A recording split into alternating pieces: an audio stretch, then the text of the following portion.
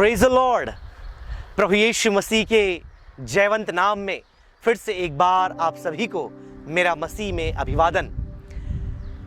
मैं परमेश्वर का धन्यवाद करता हूं कि फिर से एक बार आप अपने बहुमूल्य समय को निकालकर परमेश्वर के कलाम को सुनने के लिए इस चैनल में आप यहां पहुंचे हैं। आज का वह दिन है प्रियो, जहां पर दुख भोग सप्ताह की समाप्ति के पश्चात एक जय का दिन हमारे सामने है। मेरे प्रियो, हर वर्ष लगभग 3 से 4 मिलियन लोग इज़राइल में यरूशलेम जाते हैं। आपको पता है क्यों? यीशु मसीह की खाली कब्र को देखने के लिए। वही कब्र जहां प्रभु यीशु मसीह को यूसुफ अरमतिया के कब्र में रख दिया गया था और उसे ऊपर से सील कर दिया गया था और रोमी सैनिकों को वहां पर तैनात कर दिया गया था। उसकी कब्र को कोई चुरा नहीं सकता था, ना कोई इंसान उसकी कब्र के आसपास भटक सकता था। यह परमेश्वर की सामर्थ्य थी जिसने प्रभु यीशु मसीह को मृतकों में से जीवित किया और उस कब्र का पत्थर लुढ़क गया। हर एक शख्सियत की, चाहे वो कोई भी क्यों ना हो, बड़े से बड़े धर्मगुरु, नबी और जितने भी अपने आप को उपदेशक कहते हैं, चाहे वो दर्शन शास्त्री हो या धर्म वैज्ञानिक हो, सभी आए और चले गए और हर किसी की कब्र आज आप जाकर देख सकते हैं। लेकिन मेरे प्रियो, प्रभु यीशु मसीह की कब्र आज भी खाली है, क्योंकि वो वहां पर नहीं है। वहां लिखा हुआ है कि अब यीशु यहां नहीं है। मेरे प्रियो, इससे हमें क्या संदेश मिलता है? एक लघु संदेश ही रहेगा। 3 बातें मैं यीशु मसीह के पुनरुत्थान के विषय में कहना चाहूंगा और ये तीनों बातें बहुत ही महत्वपूर्ण हैं। जब इस ख्रिस्ट के पुनरुत्थान को हम मना रहे हैं, उत्सव को हम मना रहे हैं, प्रश्न ये उठता है कि हमारे जीवन में इसका क्या परिणाम निकलता है या क्या प्रभाव पड़ता है। इस पर एक लंबा संदेश मैंने अपनी कलीसिया में दिया है, इसी चैनल पर आप जाकर देख सकते हैं। लेकिन अभी एक लघु संदेश आप तक पहुंचाने के लिए केवल 3 बातें मैं आपके बीच में रखना चाहूंगा जो पुनरुत्थान के दिन हुआ या पुनरुत्थान के बाद हुआ। मेरे प्रियो, सबने आशा खो दी थी, सबने विश्वास खो दिया था कि अब हमारा मसीहा जा चुका है। और ऐसे अवस्था में सबसे पहली बात पुनरुत्थान के बाद जो चेलों के जीवन में हम देखते हैं वो है regaining the message. Regaining the message, उस संदेश को जो शास्त्रों में युगों युगों से लिखा था, उस संदेश को जो परमेश्वर ने अपने नबियों के द्वारा युगों युगों से दोहराया था, उन बातों को जो प्रभु यीशु मसीह ने स्वयं अपनी शिक्षा, अपने प्रचार के दौरान अपने चेलों को और लोगों को बताया था। अब जब यीशु का पुनरुत्थान हुआ तो चेलों ने उस संदेश को समझ लिया। दे रीगेन द मैसेज, जिसको समझाने के लिए यीशु ने अथक प्रयास किए, नबियों ने अथक प्रयास किया, परमेश्वर ने अपने लोगों तक इस संदेश को अलग अलग माध्यम से पहुंचाया, लेकिन वे समझ नहीं पाए क्योंकि उनकी आंतरिक आंखें बंद थी। वो अब तक सत्य को समझ नहीं पा रहे थे। यीशु उनके साथ था, उनके साथ सेवा किया, मृत्यु को प्राप्त किया और वे भूल करके अपने कार्यों में वापस चले गए। लेकिन जब यीशु मृतकों में से जी उठा और जब वो पहले स्त्री को, फिर पतरस को, फिर अन्य लोगों को और फिर अंततः जैसे पौलुस कहता है 500 लोगों को दिखा, इन लोगों ने उस संदेश को पुनः समझा और जाना कि ये संदेश जो है परमेश्वर ने अनादि काल से योजना बनाई थी कि लोगों के उद्धार के लिए उस प्रभु यीशु मसीह को वो भेजेगा जो मनुष्यों के पापों के लिए मरेगा, लेकिन कब्र में पड़ा नहीं रहेगा, उसकी देह नहीं सड़ेगी, वो मृतकों में नहीं गिना जाएगा, वो तीसरे दिन मृतकों में से जी उठेगा। हालेलुया। मेरे प्रियो, उस संदेश को जो यीशु समझाना चाहते थे, पुनरुत्थान के बाद चेलों ने और उसके अनुयायियों ने समझा। दूसरी बात, realising the messiah. Realising the messiah, मसीहा को पहचाना, उसका एहसास किया, उसका स्वीकार किया। अब तक यीशु कई बार अपने प्रचार में इस बात को बताया कि मैं वो मसीहा हूं जिसके लिए प्रतिज्ञा की गई थी। मैं वो उद्धारक हूं जो इस जगत में लोगों के पाप को लेने के लिए आया हूं। यूहन्ना ने इसके बारे में भविष्यवाणी की, उसने इसका प्रचार किया, यीशु ने इसके बारे में बताया, लेकिन कभी भी उसके अनुयायी समझ नहीं पाए। सुना जरूर, समझने का एक प्रयास जरूर किया, लेकिन कभी समझ नहीं पाए।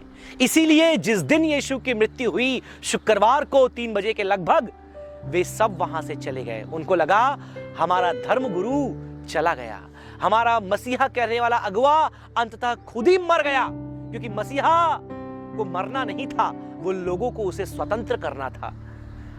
लेकिन मेरे प्रियो, इन लोगों ने उस मसीहा को नहीं पहचाना। लेकिन पुनरुत्थान के बाद, प्रभु यीशु मसीह के जी उठने के बाद, जाकर उनसे मुलाकात करने के बाद, उन लोगों ने अब मसीहा को पहचाना कि हां, ये वही उद्धारक था जिसके विषय में कहा गया था, और इसने स्वयं इसकी भविष्यवाणी की थी, और इसका मरना जरूरी था, और यह एक आत्मिक साम्राज्य स्थापित करने आया था। क्योंकि अब तक इनके दृष्टिकोण में एक भौतिक साम्राज्य था, एक सांसारिक सत्ता थी, लेकिन अब इस मसीहा के अर्थ को इन लोगों ने पहचाना, जाना और समझ लिया, और अब उसे एक अलग रीति से उन्होंने स्वीकार किया। तो मेरे प्रियो, पहली बात मैंने आपको बताई, पुनरुत्थान के बाद क्या हुआ, पुनरुत्थान के दिन क्या हुआ, कि इन लोगों ने उस संदेश को रिगेन किया, उस संदेश को समझा। दूसरी बात, मसीहा को पहचाना, और तीसरी और सबसे इंपॉर्टेंट जो अंतिम बात होगी, रिसीविंग द मिशन, उस सेवकाई को प्राप्त किया। मेरे प्रियो, लाजमी है कि यीशु ने अपने सेवा काल में मृत्यु के पहले चेलों को बुलाया और सेवकाई के लिए भेजा, लेकिन अब तक उन्हें महान आदेश नहीं दिया गया था, वो ग्रेट कमीशन कि तुम जाओ और पूरे जगत के लोगों को चेला बनाओ, अब तक नहीं मिला था। लेकिन अब जब यीशु पुनरुत्थित हुआ, अब जब यीशु मृतकों में से जी उठा, और जब अपने पिता के पास वो स्वर्ग वापस लौट रहा है जहां से वो आया था, अपने चेलों को उसने महान आदेश दिया, वो महान आज्ञा दी कि अब तुम जाओ और जैसे मैंने तुमको चेला बनाया है, लोगों को चेला बनाओ, उन्हें सुसमाचार सुनाओ, उन्हें पिता, पुत्र, पवित्र आत्मा के नाम से बपतिस्मा दो, और वह बातें उन्हें बताना सिखाओ, मानना सिखाओ जो मैंने तुम्हें सिखाया है, और देखो जगत के अंत तक मैं सदैव तुम्हारे संग हूं। मेरे प्रियो, 3 बातें, मैसेज, मसाया एंड मिशन। आज ये 3 बातें क्या हमारे जीवन में हैं? क्या हमने संदेश को समझा है? संदेश में, उनके शास्त्रों में, वचनों में जो बात लिखी है, क्या हम यीशु के पुनरुत्थान के बाद आज उसे समझ रहे हैं? दूसरी बात, क्या हमने मसीहा को स्वीकार किया है? वो मसीहा जिसने कई चमत्कार, चिन्ह, अद्भुत काम किए, लेकिन तब भी लोगों ने उसे पहचाना नहीं, उसे समझा नहीं, कहीं ना कहीं उसे मिसअंडरस्टैंड किया। लेकिन पुनरुत्थान के बाद वे उसे समझ गए, जान गए, एक अलग रीति से उन्होंने उसे ग्रहण किया। यहां तक कि पतरस, जो यीशु का इनकार करके चला गया था, अब मसीहा के सामने नतमस्तक होता है और कहता है, प्रभु तू मुझे जानता है। यीशु कहता है, मेरे भेड़ों को तू संभाल। मेरे प्रियो, आज प्रश्न हमारे सामने है, क्या हमने यीशु को मसीहा के रूप में अपने जीवन में स्वीकार किया है? आज उस दिन पिता परमेश्वर का जो हमारे सामने है, कल तक जिस कल का हमें इंतजार था, आज वो कल हमारे सामने है जो हमारे आज और कल को बदल सकता है। Praise the Lord, hallelujah. कल तक जिस कल का हमें इंतजार था, आज वो कल हमारे सामने है। मेरे प्रियो, क्या हमने यीशु मसीह को अपना उद्धारकर्ता स्वीकार किया है? क्योंकि वो मृतकों में से जी उठा, जिसे पुनरुत्थान कहते हैं, फिर उसके बाद जो घटनाक्रम हुई वह स्वर्गारोहण था, और वो ये चाहता है कि उसके अनुयायी जो उस पर विश्वास करते हैं, वह भी उसके साथ स्वर्ग में रहे। मेरे प्रियो, यदि आप उसके साथ स्वर्ग जाना चाहते हैं, आपके लिए जरूरी है कि आप उसे अपने मसीहा के रूप में स्वीकार करें, अपने उद्धारकर्ता के रूप में उसे स्वीकार करें, और न केवल इतना, वरन उसकी उस महान आज्ञा को माने। बहुत से लोग सोचते हैं महान आज्ञा केवल हमारे जैसे सेवकों के लिए, प्रचारकों के लिए, दासों के लिए, पासबानों के लिए है, सुसमाचारकों के लिए है। लेकिन मैं आपको बताऊं, हर एक जिसने उस पर विश्वास किया उसने उन्हें क्या क्या अधिकार दिया है, चेला बनने का, कि वो और भी चेलों को बनाए। तो आज ये जिम्मेदारी आपकी, जो तीसरा और इंपॉर्टेंट पॉइंट है, मिशन। ना केवल उस पर प्रतीति करो लेकिन उसका प्रचार भी करो। और वही मिशन है, वो मिशन आज वो आपको भी देता है। क्या आप उसके संदेश को लोगों तक पहुंचाने के लिए तैयार हैं? क्या आप उसके उस पुनरुत्थान के संदेश को उन लोगों तक, जहां पर सुनसान, जहां बियाबान, जहां अंधकार, जहां मायूसी, जहां निराशा, जहां तन्हाई, जहां बीमारी और जहां तमाम प्रकार की बुराइयां, अंधकार, भ्रष्टाचार और पाप है, क्या आप वहां तक उस पुनरुत्थित मसीह की सामर्थी संदेश को पहुंचाना चाहते हैं? यदि हां, तो मौका आपके पास है। पुनरुत्थान केवल आपके लिए नहीं, पुनरुत्थान का आनंद केवल आपके लिए नहीं, पुनरुत्थान की आशा केवल आपके लिए नहीं, पुनरुत्थान की महिमा केवल आपके लिए नहीं है। यह मेरे प्रियो इस संसार के प्रत्येक लोगों के लिए है, क्योंकि यीशु किसी धर्म विशेष, पंथ विशेष और किसी जात विशेष के लिए नहीं आया। वो हर एक मनुष्य के लिए आया जो इस पृथ्वी पर जन्म लिए हैं। और आज फैसला आपके हाथों में है। मैं संदेश को लंबा नहीं करूंगा, यहां पर समाप्त करना चाहूंगा मेरे प्रियो। और कई लोग प्रश्न करते हैं कि यीशु मृतकों में से नहीं उठा, चेलों ने उसकी देह को चुरा लिया, लेकिन यह संभव नहीं है। रोमी शासकों के हाथों से, रोमी सैनिकों के हाथों से कोई एक पत्ता भी नहीं चुरा सकता। वे इतने खतरनाक अपने समय के सैनिक थे, और यीशु की लोथ को चुराना, वो भी चेलों के लिए, नामुमकिन बात है। लगभग गैरी हैबरमास, जो पुनरुत्थान के एक स्कॉलर हैं और बहुत ही नामी गिरामी वो स्कॉलर है, उन्होंने लगभग 2000 डॉक्यूमेंट्स प्रमाणित किए हैं, लिखे हैं, रिसर्च करके बनाए हैं कि पुनरुत्थान एक वास्तविकता है और इसमें कोई भी झूठ या असत्य नहीं है। चाहे वैज्ञानिक तौर पर बात करें, चाहे पुरातत्व विज्ञान के रूप में बात करें, चाहे आप इसको ऐतिहासिक रूप पर बात करें, चाहे आप शास्त्रों के आधार पर इसे बात करें, यह प्रमाणित है कि यीशु मृतकों में से जी उठा। मेरे पास समय नहीं है उन सारे पुख्ता सबूतों को आपको देने के लिए, लेकिन मैं आपको यह कहना चाहता हूं, कई एक विद्वान, कई एक वैज्ञानिक, कई एक नास्तिक जो यीशु पर पहले विश्वास नहीं करते थे, कई एक ऐसे वकील जो लॉ के फील्ड से आते हैं, जिन्होंने यीशु पर कभी विश्वास नहीं किया, जो ऐसे नास्तिक जो बोलते परमेश्वर है ही नहीं, आज उन्होंने अपना जीवन यीशु को दे दिया। आपको पता है क्यों?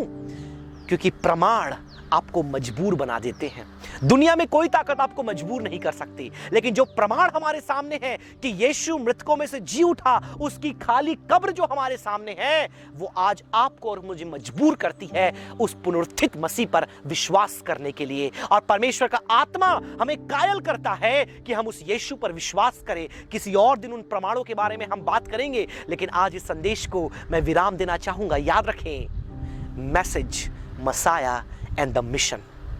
परमेश्वर का वचन पूरा हुआ, उसका संदेश पूरा हुआ, मसीहा एक अलग रूप में लोगों के सामने प्रकट हुआ, उसने स्वीकार किया, उसे ग्रहण किया और उसके उस मिशन को, उस महान आदेश को लोगों ने पूरा करने के लिए अपने कदम बाहर निकाले और अपने प्राणों को दे दिया। पूरे प्रेरित काम की पुस्तक आप देखते हैं, अपने प्राणों को इन चेलों ने दे दिया। और थोमा, जो यीशु के सबसे एक आलोचक या सबसे संदेह करने वाला चेला था, वो भारत में आकर के अपने प्राणों को दिया और सुसमाचार का बीज उसने बोया।